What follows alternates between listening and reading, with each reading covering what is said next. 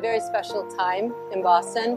While it's a time of tragedy, it's also been a time of great opening, where people are seeing that there may be other ways of doing things.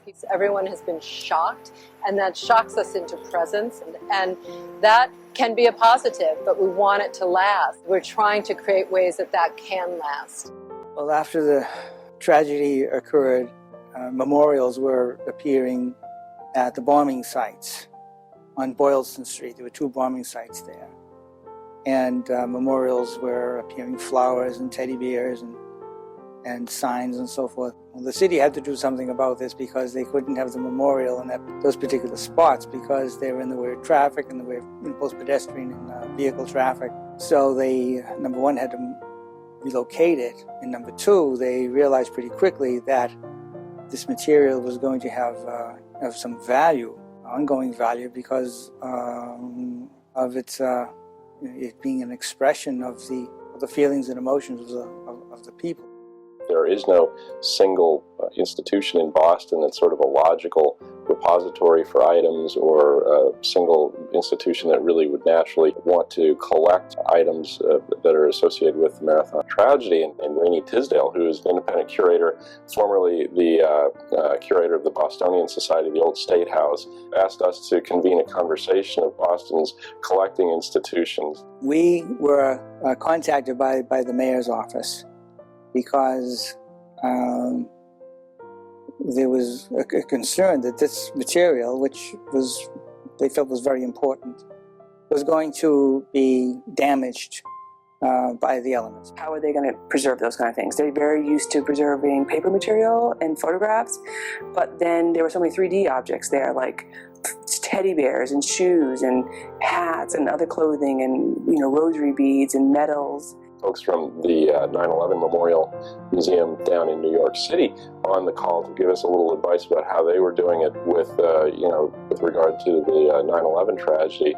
And so it was very helpful to just sort of get the landscape of who was doing what. The tragedy itself really affected people on very, very fundamental personal levels. We are, in a very, very direct and significant way, helping the community and all of its citizens heal. So that's part of our, it's not our mission every day, but it certainly is something that when, this kind of an event happens, it really provides us with a little extra spark to be able to make sure that it happens right, because there's so many people that are, depending on us. Legal aspects are potentially a very important one, because ultimately when you have somebody that leaves a set of sneakers on a fence, they're not really loaning that, they're not donating it, they're not, these are not officially anything, it's just simply they're putting them on the fence. You assume that they're donating it to the memorial, but it's not totally clear. So it's important, for example, for the mayor to declare this material abandoned property, to make sure that there's an actual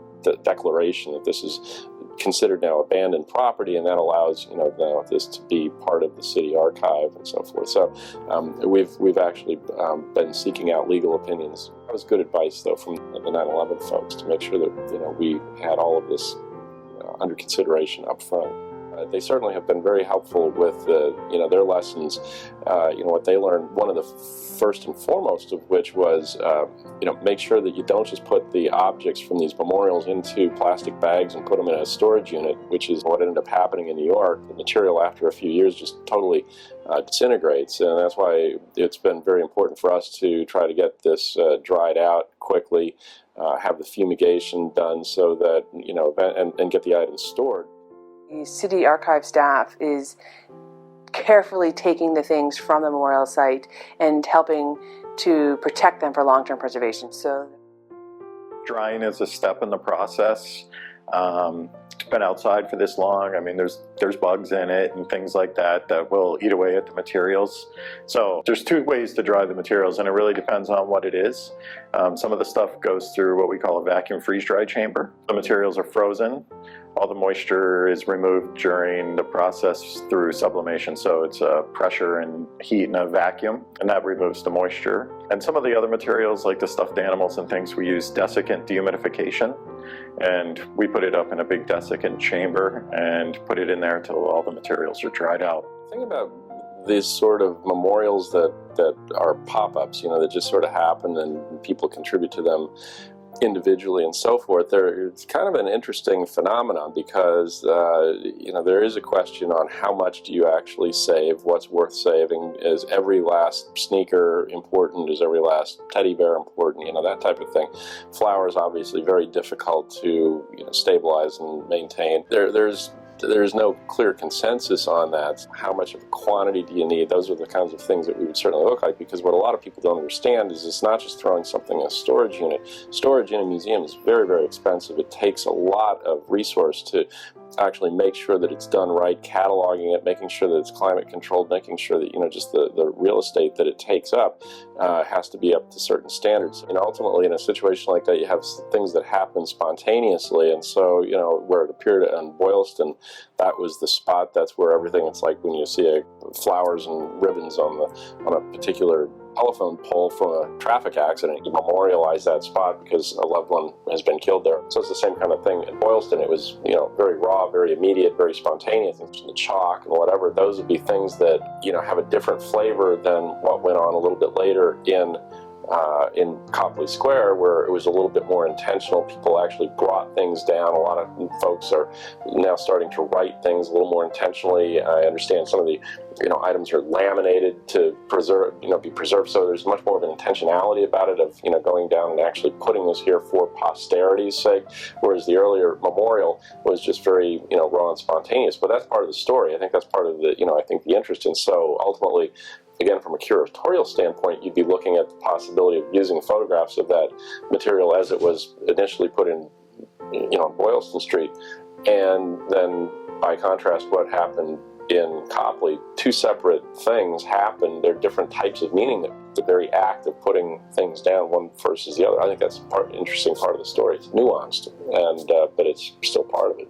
All of it's really touching. Everything that's been left there is personally delivered. There's just so many little notes, stories. It's just really nice what people do. So it makes you realize that the world's a better place, and we're trying to protect it. This is a museum standard of care for an object. And the idea behind it is that we are looking to preserve everything that comes to us in perpetuity. We don't think about the lifetime of one person, but hundreds of years in the future. And everything we care for, everything that we bring to our facility, is keeping that in mind. That can be a painstaking process. And in some cases, one carcass at a time, removing the dead insects. You don't want to take a collection that's been outside for so long and bring it right into their archives. It would contaminate their other material. And so this is like just sort of a preservation preventive measure. Our job here at the City Archives is to preserve the historical records of the city, the records that are generated by the city that are of historic value. There are a number of references to young Martin Richard, and to the message that he had for the world, holding up his sign when he was in school, "No more hurting people, peace." And there are several allusions to that in many of the signs here, and it always gets to me. People came together to mourn as a city and to memorialize the people and the incident that happened. We document it and we make it accessible to the public. Well, we don't know exactly what we're going to do, and I think the second thing is we don't know what stuff we're talking about completely. Right now, the conversation in the group has evolved into the desire to create some kind of an exhibit on the occasion of the first anniversary. Today was the morning that the memorial was taken down, and we've come out to talk to people, kind of put our ear to the ground on Boylston Street to hear how people are actually doing, coming to see the memorial and finding it not there and sobbing because there is nothing there to really touch. A lot of people are saying that they would like there to be some kind of touchstone remaining that people can put their grief, their care, their concern on.